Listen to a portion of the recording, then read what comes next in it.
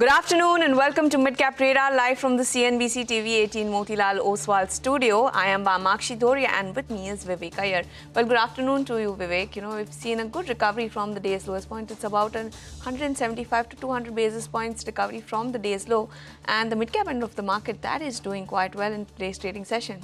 That's right. Good afternoon, Bamakshi. So starting off, the week on what is essentially quite a positive set of cues, especially as far as the broader end of the markets, even as the benchmark indices stay quite subdued and muted. We have a lot lined up on the show, a management interaction as well. So let's start off with the top headlines. Market comes off lows, even as escalation of trade tension between USA and China, along with widening of Russia-Ukraine conflict, weigh on sentiment despite a strong Q4 GDP show. Metals and IT are the big losers, while realty and PSU banks eke out gains. Mid caps outperform. Emphasis under pressure after Mint reports that the company has lost one of its oldest clients, FedEx, to Accenture. The business arrangements likely to end by year-end. FEM Industries up over 7% after the company reports a healthy set of Q4 numbers. Revenue and EBITDA see double-digit growth, while margins remain flat on a year-on-year basis. Inox Wind under pressure after their Q4 numbers. Order inflow falls 35% compared to last year. Novama says FY25 execution came in at 705 megawatts, below management expectations of 800 megawatts. Niva Bupa slips nearly 10% in trade after 2.7% of total equity changed hands in a block deal worth 391 crore rupees at 83 rupees a share. Well, we're managing to hold about the 24,700 mark for now. The Nifty for now is trading with a cut of 0.2%, but we've seen very good recovery coming in during the course of this trading session. The mid-cap end of the market is also holding up quite well. We have the advance decline ratio, which is largely in favor of the advances, and resultantly, your portfolios feel a lot better. The mid-cap end of the market is gaining, with posting a gain of around 0.6%. As far as some sectoral indices are concerned, it's the PSU Bank, which is doing well ahead of the RBI MPC outcome on Friday. The Nifty Realty Pack is also holding up quite well. What's not doing too well is the Nifty Metal Pack as well as the Nifty IT space. But let's move on to our special segment then, Midcap Movers. We now have Hormas to take us through all the midcaps that are moving around in trade. Good afternoon to you, Hormas. The midcap end of the market is doing quite well. Indeed. Good afternoon, Vamakshi. And portfolios would definitely be feeling some bit of comfort. And even after that recovery that we have seen on the benchmark index from the lows of the day. So start off with the gainers then from the broader markets. And AstraZeneca is one of them. The final few earnings reactions that we are seeing 13% higher now on the stock after some very strong results. Brigade Enterprises has moved to the highs of the day, is reflective in the surge seen in the realty space. And Sterling and Wilson too, building on to gains from Friday, another 6% added to today's trade as well. But PSU banks, best performers on Friday, best performers today as well. And look at all of these names, UCO Bank, IOB, the smaller names, and of course the bigger names like Bank of Maharashtra too, trading with gains of anywhere between 4 to 7% in today's trading session. Some of the other stocks that have done well today are the capital marketplace. And look at CDSL, the stock is now up 25% in the last 1 month, heading towards its record high levels. CAMS too with gains of 5%, Anand Rathi Wealth doing well for itself, and the other linked names as well are doing fairly well in today's session. Some of the other volume buzzers in today's session, Crompton as the other one has moved into the red, but is doing well on volumes. KFin Tech is the other one, and Godrej Consumer, the FMCG names that were doing well today are some of these, and Godrej Consumers is one of them. And lastly, stocks that are bucking the trend, Niva Bupa at one point was down 13 to 14%, still down 10%. The smaller PSUs that were the outperformers of last week are seeing some profit booking today, be it MMTC or ITI, and Nykaa has now moved to the lowest point of the day as an earnings reaction, 4.5% lower on that stock as well. Back to you guys. Thank you so much, Hormas. That was a comprehensive list of movers as far as the broader end of the markets are concerned. Well, moving on, it's a good time to welcome Richard Jain from Motilal Oswal Financial Services for a quick technical check on the market. Good afternoon, Richard. Thank you so much for joining us. What do you make of the markets at the current levels? Nifty largely flat. Yeah, hi, very good afternoon to both of you. I think market breadth is speaking more than what the indices are showing, because we can see that last 2 or 3 trading sessions the market has seen some pullback move from the highs. No, but the market breadth has not seen any kind of significant negativity. So overall buying interest, lies more in the broader markets rather than the index itself. But on the index too, if you look at the positional structures, then 24,450, 24,500 has been the support during last time also when we witnessed such dips. So I think we are trading right now near those support levels only. So price-wise downside seems to be limited from here on. Maybe it's just a time-wise correction since last 1 week that we are going through, in which we do not expect 450, 500 range to get breached soon. So for the index, it remains a buy and dip market. Use these declines as a buying opportunity. But as I said, the market breadth is showing more than what the index is showing. So since the market breadth overall is positive, we think that in this such time-wise corrective phase, going with a stock-specific approach provides better opportunities. Well, thanks for that, Ruchit. Hi, good afternoon. This is Vamakshi joining in. So it's a buy on dips market as you're suggesting, but what should we buy? What are your top stock recommendations? Yeah, good afternoon, Amakshi. So a couple of sectors, which are looking quite positive from current levels. One is realty, which has seen a gradual up move over last few days. And still the volumes are improving in many of the realty stocks. So DLF is one stock which we are preferring even at current levels, where a gradual high top, high bottom structure can be seen. Short-term traders can look for buying opportunities here with stock below 790 for potential targets around 845. And PSU banking is another space where we have seen a good breakout since Friday later half. Today, the follow-up move is also there with stocks witnessing quite good price volume action in PSU banking space. And we believe that the kind of momentum these stocks have seen, I think maybe going ahead, there would be a good outperformance in the PSU banking basket compared to maybe private sector banks. So within the PSU space, Indian Bank is one stock which has given a breakout before above its previous swing highs. The volumes are good. Stock is trading around its 52-week high levels as well. So Indian Bank also traders can look to buy with stop loss below 625 for potential targets around 660. Okay, thank you so much, Ruchit, for joining us and giving us the technical levels on the markets as well as your individual stock-specific calls. Well, before we slip into a short break, we are excited to unveil our brand new global business news channel, the all-new CNBC-TV18 Prime, bringing you insights from policymakers, business leaders, and economists shaping both the world and India's future. CNBC-TV18 Prime decodes global shifts and their impact on Indian businesses, giving you unparalleled insights. Tune into CNBC TV18 Prime at 12 noon for the Global Reset at Global Lens at 8:30 p.m.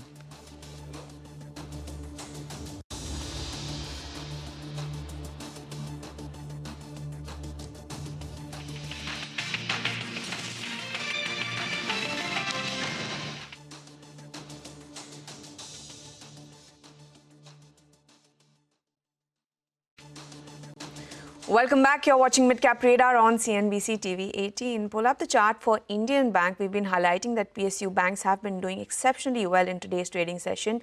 Indian Bank is up almost 4% today and has managed to hit an all-time high.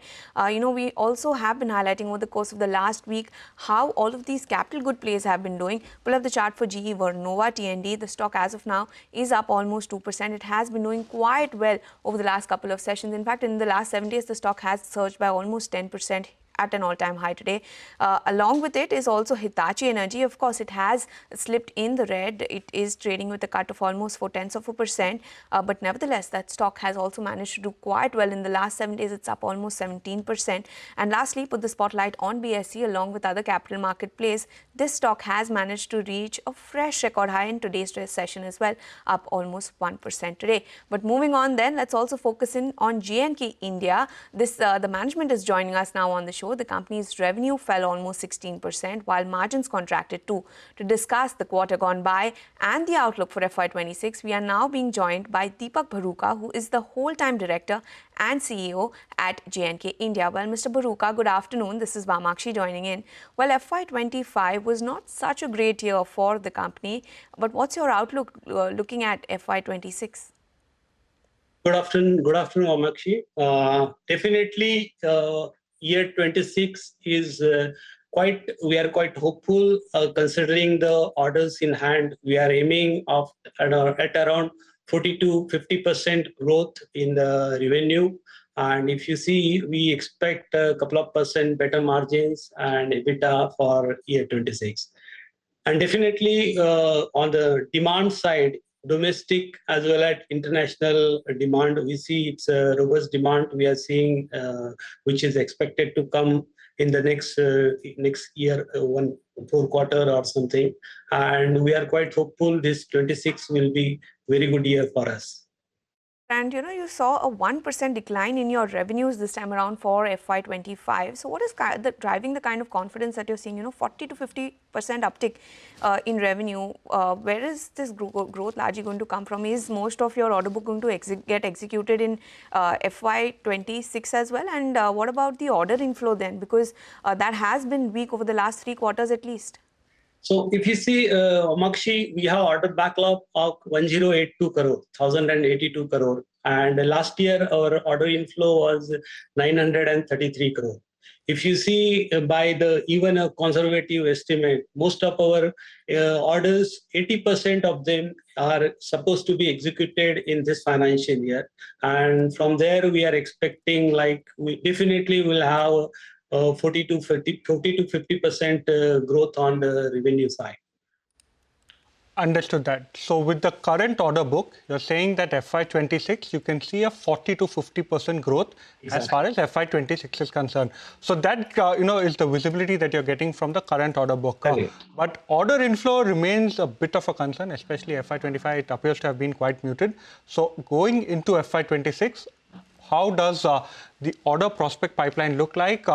What is the typical win percentage for you? And at the end of FY26, where do you see the order book at? See, I'll just correct you slightly. Our FY25 on order book, we did very well. If you see, our order book was 933 crore, which is compared to the year before that was almost four times more than what we did year before that. Definitely, order book was not a concern. Concern was, yes, on the revenue side, we understand the majority of the orders you booked were in H1 and H2 was slightly slower, especially in terms of tendering, right? See, if you see, so the momentum didn't sustain in the second half. Yeah. So on quarter, it is not fair to compare the order book. Yes, year on year, definitely we can compare. If you see the order bid pipeline, we have almost 4,000 crore plus bid pipeline. We are already quoted for some of 3-4 big orders which are likely to be materialized in the next 2 to 3 months time. And if you talk about the win percentage was typically, historically, we get around 30% of our order. I mean, hitting rate strike rate is around 30. And that gives a confidence that our order book is definitely going to be better than the last year. So if we just, do a back of the envelope calculation, 4,000 crore is the pipeline. If you're expecting a 30%, strike rate, 1,200 crores is the order inflow that you're penciling in for FY26? Yeah, exactly. A figure around that. If you see some of this will get materialized in this financial year. Some might go to the next financial year, but more or less your back of the envelope calculations are correct. And that is what we are anticipating in this financial year. And how much of this order book that would come through in this financial year would account for domestics? How much would it be from the exports? If you see in this year, as we had in the last year, we see this order book will be more dominated by the domestic projects. If you see a lot of some of the PSU projects which are going for the expansion are going to give us good order inflow in this year. But next year we are expecting more on the export front. We are likely to do well on the order booking. But this year it will be dominated more by the domestic order booking.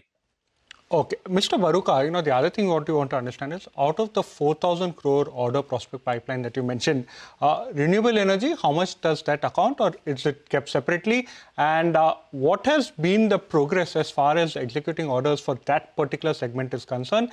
And secondly, we want to understand EBITDA margins. You've guided for 100 to 200 basis points improvement in FY26. Is that accurate? Yeah, that is on EBITDA guideline. You are right. What we have given the estimate is a couple of percent more than what we did last year. Now coming back to the renewable energy, we have executed some of the EPC project in a solar. We are doing India's first CBG based on-site hydrogen generation plant for one of our PSU client, which is expected to be commissioned in another 3 to 4 months time. And we are also involved in bidding for many CBG projects, then electrolyzer based hydrogen plants and green hydrogen refueling stations. And we are also partnering with the electrolyzer manufacturers to provide the end-to-end EPC solution plus O&M support for the green hydrogen plants. So I mean, last 3 years, if you see, this green hydrogen has been a little sluggish, but considering the bid pipeline we are having or the projects which are coming from the PSU, we are quite bullish on this green hydrogen market in the next year or two to grow exponentially. Mr. Baruka, if you could emphasize a little bit more as to, you mentioned you do both EPC as well as O&M services as far as green hydrogen is concerned. So what is the EBITDA margin differential between both of the services? Typically O&M slightly longer period and much better margins. Is that an accurate reflection? See, no, I mean, in our case, it does not reflect accurately because when we quote, we quote together, single. Okay. So O&M is not above 40. Generally, we are more up on the EPC base. This is first time we are quoting on the O&M services because tender requirement is along with the O&M only you can quote. So if we see, we are more on the engineering and supply market. O&M is now this PSU's client, particularly they are coming O&M as a part of the single tender. So margin percentage will not be able to comment specifically on O&M and supply part, but more or less it's the same what we do in overall business. Sure, and let's look at some of your numbers. Then trade receivables actually increased by 50% this time around, and when we look at your net cash flow as well from operations, that is still in the negative territory, same as where it was last year. So when do you expect the the situation with respect to trade receivables to normalize, and what would you guide as far as the working capital is concerned? See, if you see the trade receivable, they are mainly, I mean, our 80% business in the last year, revenue, if you see, has come from the PSUs. And yes, there are some delays in the receivables, particularly when you work with the PSUs. But if you see this year, our 80% of the revenue is going to come from the private client, and their receivable situation is much better. As far as working capital is concerned, of course, our requirement of working capital is increasing day by day. It is mainly because of the new order inflow of the last year, what we had, and this year, what we are anticipating.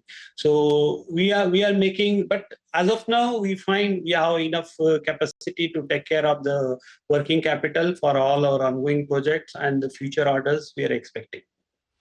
Sure, and what about your cash flow then? Will we see that become positive this year as you're expecting very good growth in the revenue and better working capital cycle as well? So will that be positive this year? Definitely we will be very close to being positive. We may take a year or so to become exactly positive, but then yes, in next couple of quarters we will see a significant improvement in our cash flow. And your employee expenses have actually declined by almost 88% on a year-on-year basis, 78% sequentially in Q4.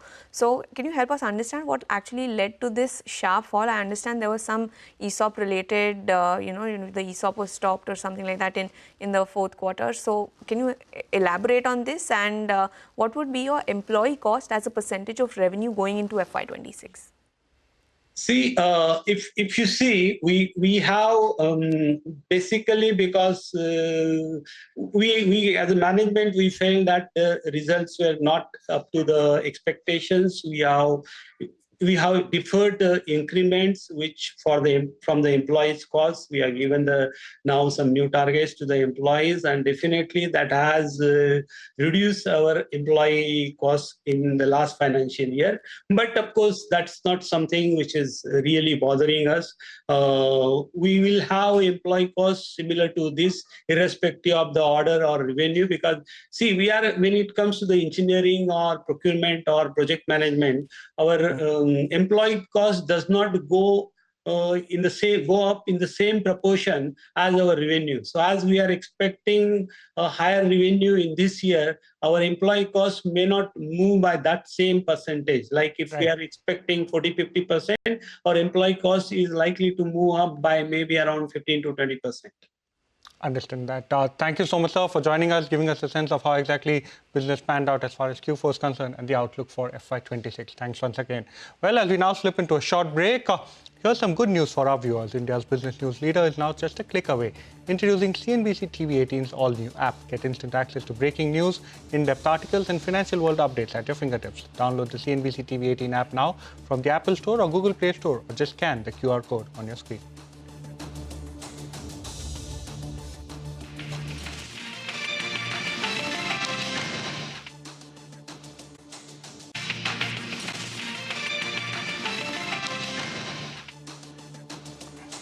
Welcome back to Midcap Radar. Well, one stock from the broader end of the markets that I've been looking at quite closely actually has been Inox Wind. Now, this particular stock, remember, manufactures WTGs, that is wind turbine generators.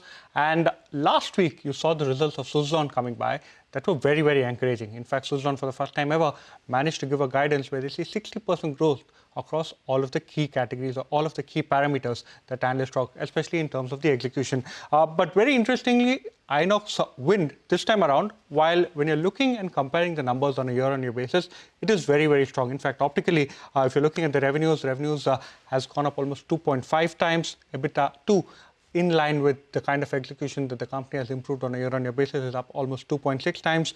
Margins up almost 80 basis points on this larger base, and profitability up almost 5 times on a year-on-year basis. Order book, however, a bit of a concern on a year-on-year basis, on a sequential basis, has moderated. So, order book on a sequential basis, at almost 3.2 gigawatt versus you had almost 3.32 gigawatt sequentially. When you're looking at the order inflows, FY25 order inflows came in at 1.5 gigawatt, and FY24 the order inflows were higher. That is something that is a bit of a concern, indicating that on-ground ordering momentum has remained quite muted. Now, along with that, look at the execution as far as FY25 is concerned. FY25, the execution stood at a little over 700 megawatt. FY24, it was much lower, just around 376 megawatt. But what's actually happened was that, in fact, at the end of Q3, we had the management on our channel, and they had indicated to us that they should end the year with an execution of close to 800 megawatt. However, that is something that has not happened, and the miss in execution, increase in receivables, is something that the street is looking at with a bit of concern, especially given the fact that the stock has seen a significant rally going into this particular set of results. But what's the good part? The good part is that the company has maintained its FY26 execution guidance at close to 1200 megawatt, almost 1.2 gigawatt, and FY27 order execution guidance of close to 2 gigawatt or 2000 megawatt. Nuvama has written a note, post the results. They're saying that some modest execution in Q4 FY25, 236 megawatt is what the company managed. They had a much higher estimate of close to 281 megawatt. So Q4, the company has moderated in terms of execution, and FY25 execution was lower than what the management themselves indicated, which is why, Vamakshi, today you're looking at Inox Wind. Suzlon went up 10% post results. Inox Wind is down almost 5% even as we speak, near the day's lowest point. Absolutely, Vivek. So optically, if I understand that correct, the numbers were looking good, but it's a concern as far as the order book and meeting the own management guidances. Exactly. And some other counters that I'd like to highlight on the back of their numbers is PM Industries. We mentioned that at the beginning of the show, Right now, the stock is trading close to the day's highest point. In fact, in the last 1 month itself, the stock has seen a very good run-up of almost 21%. Genus Power is one other counter, trading at 420 thereabouts. Genus Power is the counter that I'm talking about. It's seeing a good uptick of almost 6% today. Keep in mind that over the last 1 month, the stock has seen a very good run-up. If you pull up the chart for 1 month for Genus Power, you will see how much the stock has moved. It's up as much as 48% in the last 1 month. DB Realty is one other counter, that is Valor Estates now, has reported its numbers over the weekend, and the stock is doing quite well. But on the flip side, when you look at the numbers that came through from Puravankara, we are seeing almost an 8% cut as far as the stock is concerned. For now, when you look at the entire mid-cap space, it is holding up quite well, up almost 0.6%. But that's a wrap on mid-cap radar. Stay tuned for more unmatched insights and unparalleled market coverage. Keep watching. Nuvama presents CNBC TV 18 Market Central. Don't go anywhere, because your stocks comes up next.